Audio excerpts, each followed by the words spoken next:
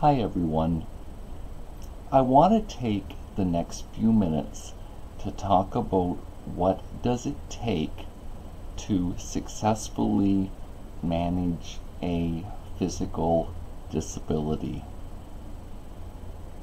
And I just want to talk about the key framework that I use to manage my own challenges, some of it being pain, the physical aspect of my life that's been compromised, and how I manage my day-to-day living.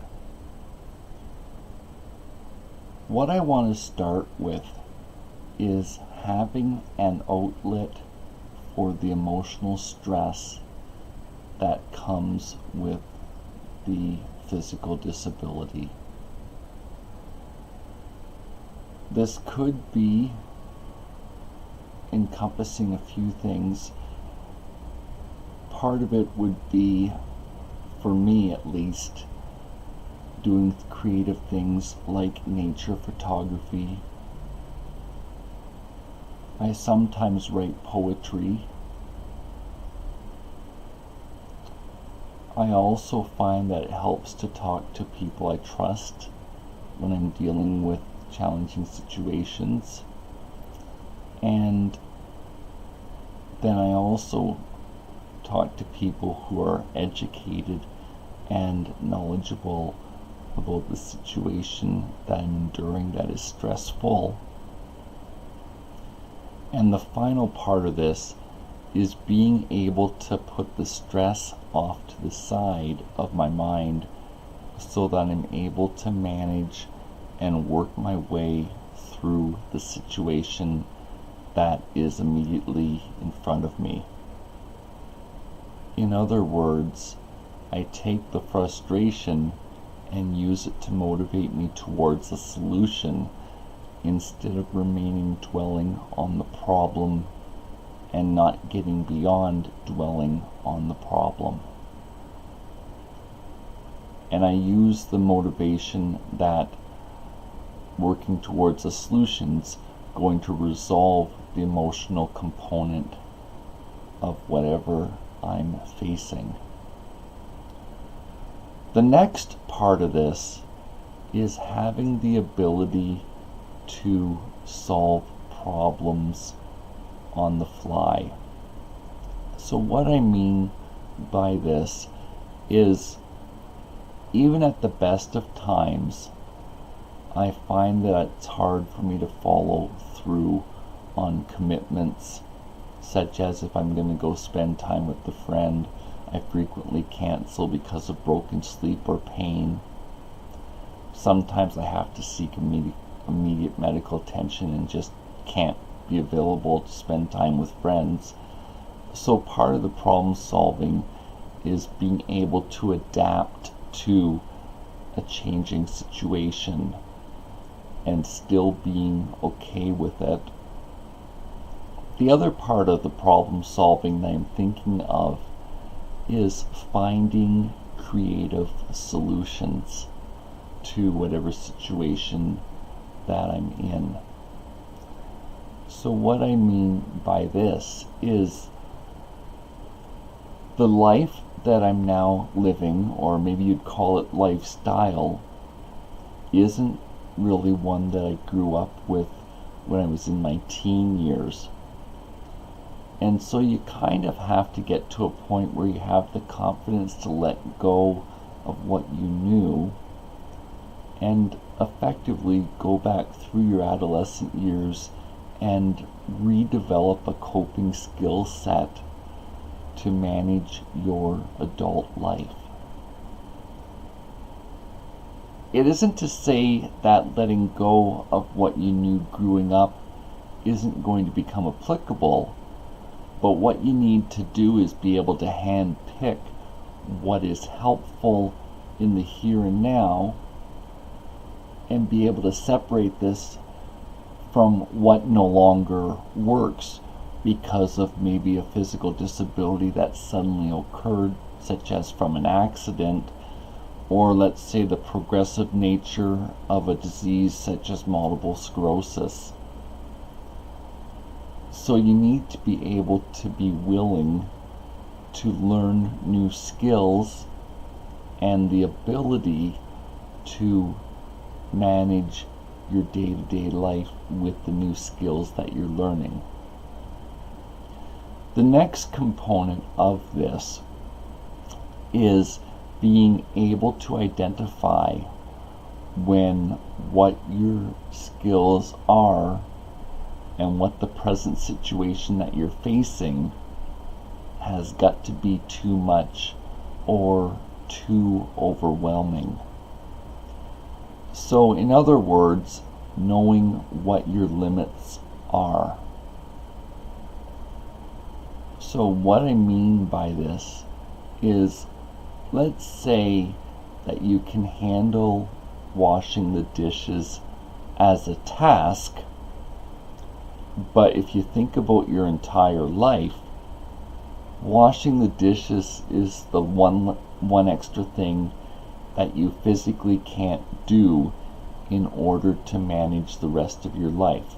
So finding a solution to washing the dishes could be what you focus on, such as using a countertop dishwasher that you could load and unload, so it lessens the burden on you. So it means thinking through analytically what it is that you're going to do and what it is that you need help with. So close friends are extremely helpful with this. So are social workers. If you have a strong relationship with your family doctor, they could be very helpful and speak effectively into your life. I want to touch on the issue of the challenges in the world around. So, there are places that I can't go because of needing a wheelchair. So even though we live in a culture where there's accessibility regulations, there's a grandfather clause in place that doesn't require businesses and community buildings to update. So you need to be able to plan how you're going to engage in the tasks that are essential for life. So shopping would be one of them. Dressing, paying your bills is another key topic. Buying groceries, how you'll attend your medical appointments, how you'll get your medications to you. And then how you'll engage in social activities. So if you think about all these all at once, it could become very overwhelming. But if you break them down into one component at a time, like let me choose how I'll get my medication. I happen to know the pharmacy I use delivers medication, so it would be a simple matter of asking for a delivery and being available when the delivery is going to take place.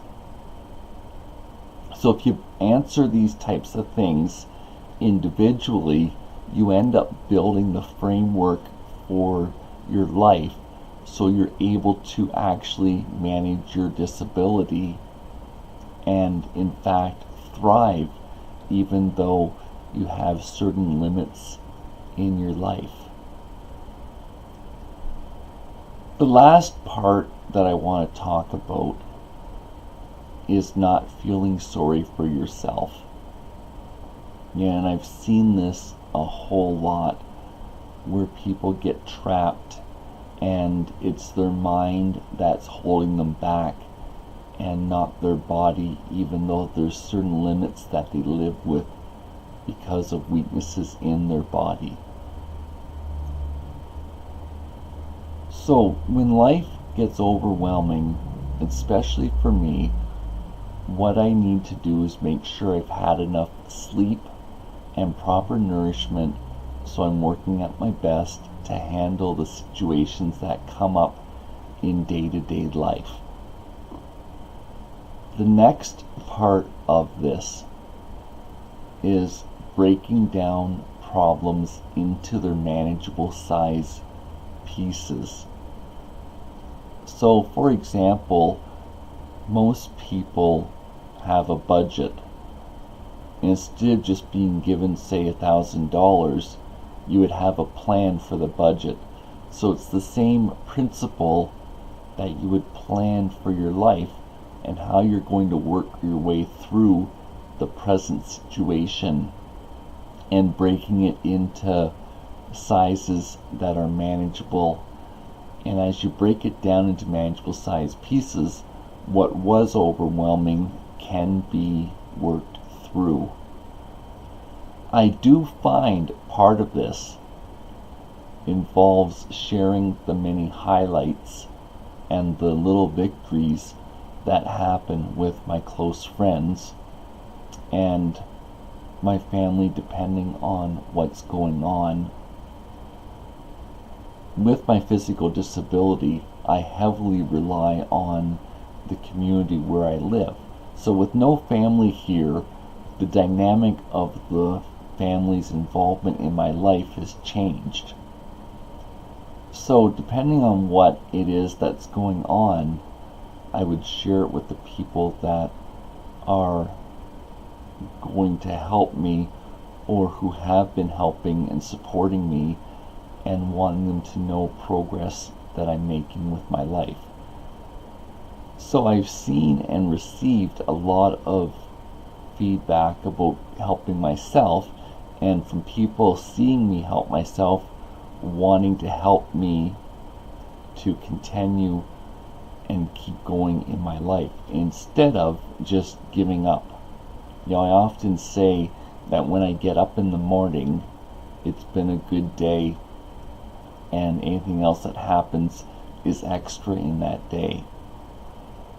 So part of this is being easygoing as best as possible, and then celebrating when the rewarding moments in life come.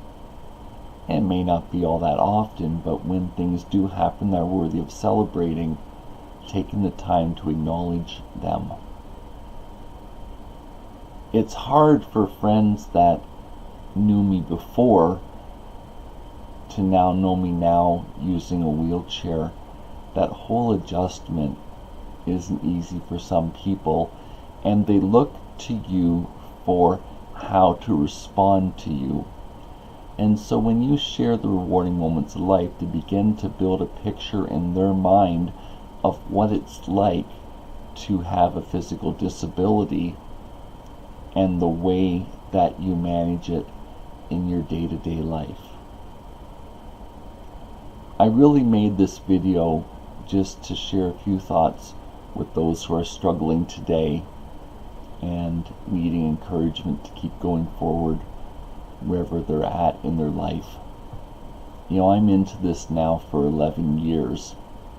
It's certainly much easier now than when I first had to start working out how to live my life all over again. So I do understand the transition, and I just want to encourage you to push forward regardless of where you're at in your life. Thank you for this time that you spent with me today. Bye for now.